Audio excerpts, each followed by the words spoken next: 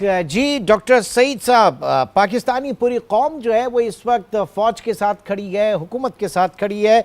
और इंडिया में इतनी बड़ी डिवीज़न देखी जा रही है, ना उनकी कौम अपनी फ़ौज के साथ खड़ी है, ना उनकी फ़ौज जो है वो अपनी हुकूमत के साथ खड़ी है। बड़ी वाज़ेह डिवीज़न है और एक ऐसे मौके पर इतने हाईएस्ट लेवल के ऊपर तब्दीलियाँ करना, क्या मोराल होगा इस वक्त इंडियन मिलिट्री का।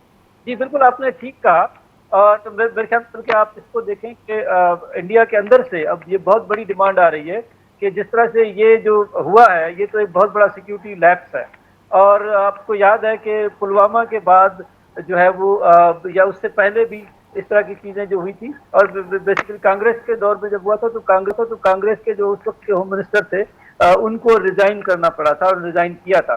तो यहाँ पे दोबारा से ये डिमांड आ रही है कि बहुत बड़ा सिक्योरिटी लैप्स है और अमित शाह को रिजाइन करना चाहिए। उनका ये जो पॉलिसी, आपने पहले बात की कि ये पॉलिसी फेल्यूर है मोदी गवर्नमेंट का, और पॉलिसी बनाने वालों में अजीत डोवल और जो है वो अमित शाह का बहुत बड़ा रोल है। तो वहां पे यही बात आ रही है कि ये जो पॉलिसी फेल्यूर है, सिक्योरिटी लैप्स है, उसकी वजह से ना सिर्फ जो आपने बताया कि उनको रिजाइन करना पड़ रहा है, लेकिन ये भी डिमांड बहुत ज्यादा है कि जो अमित शाह और अजीत डोवल, इन दोनों को भी फारिग करना चाहिए कि क्योंकि उनकी जो कश्मीर पॉलिसी है उसका बहुत बड़ा ये फेल्यूर है।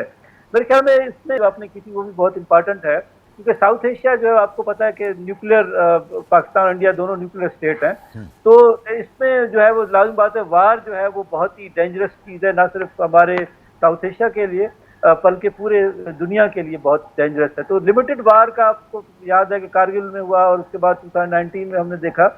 तो इस तरह का कोई चीज इंडिया दोबारा से सोच रहा था, और यहाँ से जो जवाब उसको आया है उसके बाद मेरे ख्याल में, क्योंकि यही बात जो है दोबारा से मोदी साहब समझ रहे थे कि कोई उस तरह का कोई वो ड्रामा करके और इंडियन पब्लिक को वो दिखा सकेंगे कि हमने देखें ये कर लिया और वो कर लिया।